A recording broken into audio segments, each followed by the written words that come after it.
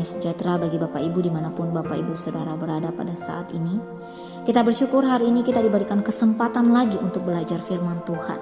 Firman yang menguatkan kita, firman yang menolong, memberikan hikmat kepada kita dalam kita menjalani hari-hari kita. Bapak Ibu Saudara yang dikasihi Tuhan, kita akan membaca firman Tuhan yang diambil dalam 1 Samuel pasal 1 ayat 9 sampai 18.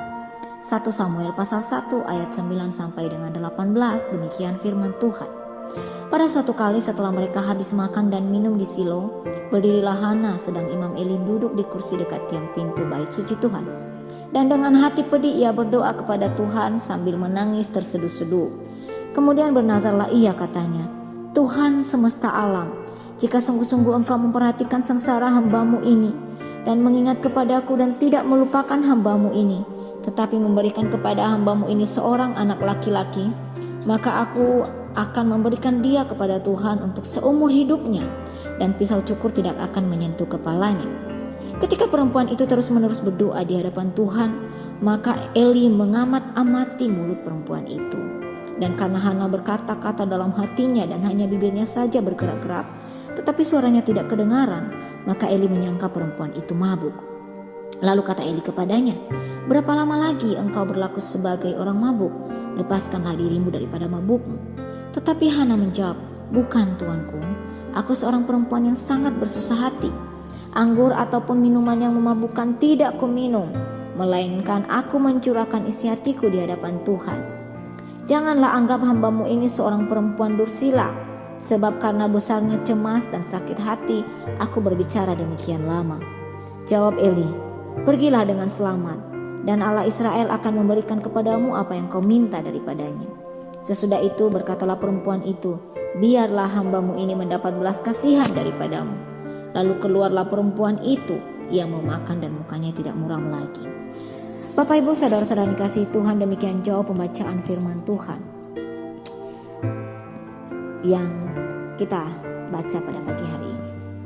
Bapak Ibu saudara dikasihi Tuhan, pernahkah kita mengalami situasi-situasi sulit dalam hidup kita? Pernahkah kita mengalami situasi di mana kita hopeless, kita menyerah, di mana kita tidak tahu lagi harus berbuat apa? Bapak Ibu, jika pernah mengalami itu, wajar. Kita masih manusia. Kita adalah manusia, di mana kita hidup di dalam dunia yang penuh dengan berbagai macam persoalan. Dan Tuhan izinkan itu untuk terjadi supaya kita semakin dekat kepada Tuhan, semakin mencari Tuhan. Bapak Ibu saudara dikasihi Tuhan, pertanyaannya adalah ketika kita mengalami situasi-situasi yang sulit itu, ketika kita mengalami keadaan di mana kita mau menyerah, apa yang kita lakukan? Pertanyaannya, apakah respon yang kita lakukan?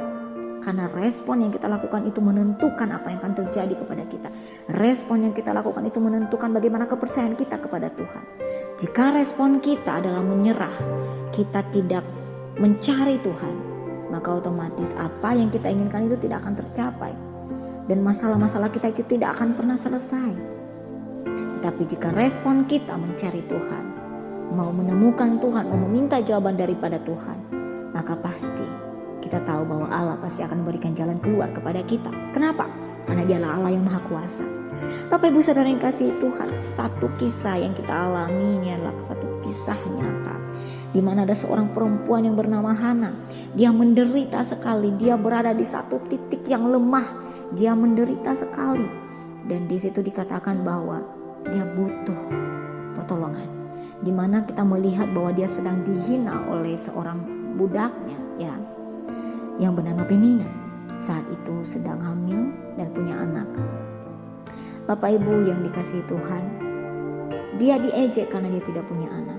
Dan betapa pedihnya hati Hana karena dia merasa bahwa dia sudah tidak layak lagi, dia sudah tidak berguna. Pada saat itu perempuan yang tidak punya anak dianggap perempuan yang berdosa, perempuan yang tidak dikasihi, yang punya aib, yang tidak disukai. Bapak Ibu saudara yang kasih Tuhan, ada dua macam kesakitan, kepedihan hati yang dialami oleh Hana. Dia pertama dihina, dan yang kedua dihina oleh budaknya sendiri, itu yang pertama. Dan yang kedua adalah dia dihina oleh orang-orang yang ada di situ. Dia merasa direndahkan karena dia tidak punya anak. Bapak Ibu yang dikasihi Tuhan, ketika dia berada di satu titik, mungkin berulang kali si Penina mengejek dia, menghina dia, mungkin dia merasa sakit hati sekali. Dan pada saat itu Bapak Ibu yang dikasihi Tuhan, yang dilakukannya apa? Dia menyerah. Dan dia menyerah kepada siapa? Dia menyerah kepada Tuhan. Dia berserah. Dia berserah kepada Tuhan. Bapak Ibu, kita setelah dari kisah ini kita tahu bahwa ketika mereka pergi ke Silo untuk beribadah, Hana pergi beribadah, pergi berdoa kepada Tuhan, dan tanpa suara, artinya hanya dalam hatinya, dia berbicara dan mengeluarkan air mata. Dia berbicara, dia memohon kepada Tuhan supaya Tuhan memberikan jalan keluar kepadanya, supaya Tuhan mengabulkan doanya. Dia berdoa, dia menginginkan ada seorang anak, dan dia berkata, kalau Tuhan mengabulkan doa saya, maka saya akan mengembalikan sesuatu kepada Tuhan. Bapak Ibu, dia mengatakan bahwa ketika saya mendapatkan anak, maka anak itu saya kembalikan kepada Tuhan. Dalam kehidupan kita juga, kita sering kali meminta banyak hal kepada Tuhan. Ketika kita udah menyerah, udah capek sekali, udah gak bisa lagi, dan kita berkata, Tuhan tolong bantu saya. Ketika nanti saya mendapatkan ini, saya berjanji Tuhan akan melakukan ini.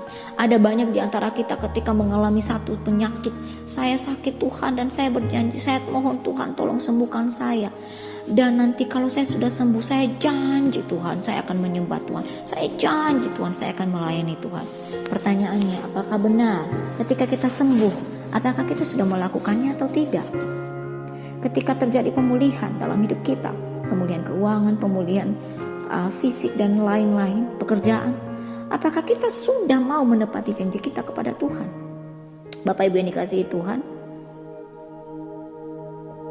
yang kita tahu dalam ini bahwa Hana ketika dia sudah diberkati oleh Tuhan, dia mengembalikan anak itu. Apa yang terjadi Bapak Ibu yang dikasihi Tuhan? Ya. Kita bisa melihat di ayat yang ke-27. Dikatakan di situ, untuk mendapat anak inilah aku berdoa, dan Tuhan telah memberikan kepadaku apa yang kuminta daripadanya. Maka aku pun menyerahkannya kepada Tuhan seumur hidup. Terserahlah ia kiranya kepada Tuhan. Lalu sujudlah mereka di sana menyembah kepada Tuhan. Bapak Ibu, akhirnya setelah berdoa setahun kemudian, akhirnya Hana mendapatkan anak. Dan sesuai dengan yang sudah dijanjikannya kepada Tuhan pada waktu itu, bahwa ketika dia punya anak, dia akan memberikan kepada Tuhan. Maka itulah yang dilakukannya. Dia memberikan kepada Tuhan. Doanya dijawab dan janjinya ditepati. Bapak Ibu yang dikasihi Tuhan, Hana berdoa sungguh-sungguh kepada Tuhan dengan penuh keyakinan, dan Tuhan menjawab doanya. Ketika Tuhan menjawab doanya, Hana melaksanakan apa yang dijanjikannya. Bapak Ibu yang dikasihi Tuhan, bagaimana dengan kita? Mungkinkah selama ini kita pernah mengalami situasi yang sulit, dan kita berdoa kepada Tuhan supaya Tuhan bebaskan, supaya Tuhan pulihkan, supaya Tuhan memberkati kita. Dan kita mempunyai janji-janji kepada Tuhan, kalau nanti saya sembuh saya akan melayani Tuhan. Tuhan, kalau nanti pekerjaan saya diberkati, saya dapat uang, saya akan berikan kepada Tuhan. Tuhan, kalau nanti saya dapat uang, saya akan membantu orang-orang yang miskin di luar sana, orang-orang yang membutuhkan makanan, anak-anak yatim, dan semua orang-orang yang membutuhkan.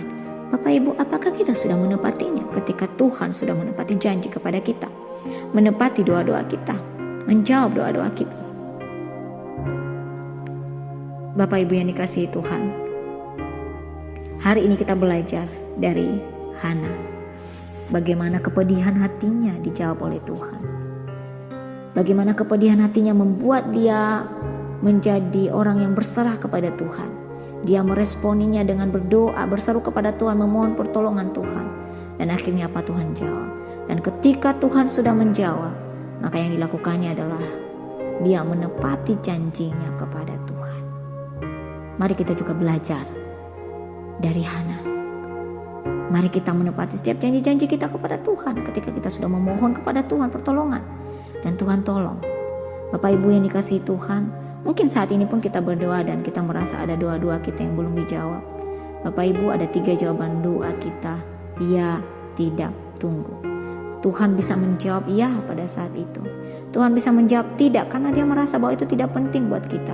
Tuhan juga bisa menjawab tunggu karena dia merasa bahwa ada waktu yang tepat untuk kita mendapatkannya. Tetapi satu yang penting adalah Bapak Ibu, kita sudah menerima anugerah dari Tuhan, keselamatan melalui Yesus Kristus. Dan harusnya kita meresponi, mensyukuri anugerah itu. Dengan apa? Dengan kita memberikan yang terbaik untuk Tuhan. Biar firman Tuhan ini memberkati kita semua. Mari kita berdoa. Bapa yang baik, terima kasih Tuhan. Kami bersyukur untuk kebenaran firman-Mu yang mengingatkan kami Tuhan, untuk kami tetap berserah kepada Tuhan. Di dalam situasi-situasi sulit yang kami alami, kami hanya memandang kepada Tuhan. Dan Tuhan, ingatkan kami juga Tuhan, untuk selalu mengingat janji-janji kami kepada Tuhan, sehingga Tuhan kami bisa menepatinya sesuai dengan yang telah kami janjikan. Dan Bapa yang baik, kami mohon juga Engkau yang berkati kami di sepanjang hari yang kami lalui, sehingga kami bisa berjalan bersama-sama dengan Tuhan dalam melakukan setiap aktivitas kami. Terima kasih Tuhan Yesus, di dalam nama-Mu kami berdoa dan mengucap syukur. Haleluya, amin. Selamat beraktivitas, Tuhan memberkati.